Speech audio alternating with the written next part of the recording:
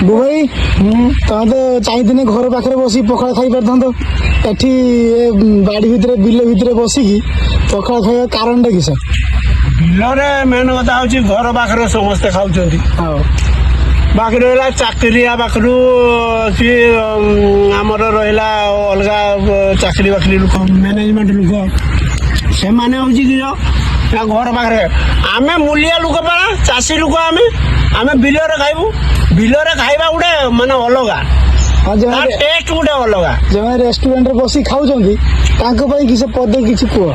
ସେମାନେ ରେଷ୍ଟୁରାଣ୍ଟରେ ଖାଉଛନ୍ତି ସିନା, ଖାଇବା ସେଟା ନୁହେଁ। ଇଏ ହଉଛି ଦେଶୀ ନ୍ୟାଚୁରାଲ ଖାଇବା। ଏଇ ଯେ ପଖାଳ ପଖାଳ ସାଙ୍ଗରେ ଆଳୁ କଦଳୀ ଭଜା ହେଇଛି, ଲଙ୍କା କଞ୍ଚା ଲଙ୍କା ତା ସାଙ୍ଗରେ କଞ୍ଚା ଲଙ୍କା। ଇଏ ପୁରା ମାନେ ନ୍ୟାଚୁରାଲ ଜିନିଷ। ଖରା ଦିନ ଆସିଲା ମାନେ ଅଲରେଡି ପେଟ ଥଣ୍ଡା ହିଁ ହବ ଇଏ ଜିନିଷ ଖାଇଲା ମାନେ। ଏଟା ଚାଷୀ ଭାଇ ମାନଙ୍କର ଏଟା ହଉଛି ଖାଇବା ବେଷ୍ଟ ଖାଦ୍ୟ। 10 ଏକର ଚାଷ କରାହେଇଛି। ତାର ସେଇ କମ୍ପାନୀର ବେନିୟନ ଦେଇଛି, ଟୁପି ଦେଇଛି, ସିଜିନଟା କମ୍ପାନୀ। ୟାର ପରଫର୍ମାନ୍ସ ବଢିଆ, ଧାନ ବି କ୍ୱାଲିଟି ବଢିଆ। ଆଉ 10,000 ଟଙ୍କା କୁଇଣ୍ଟାଲ ତାର ହଉଛି ଧାନ।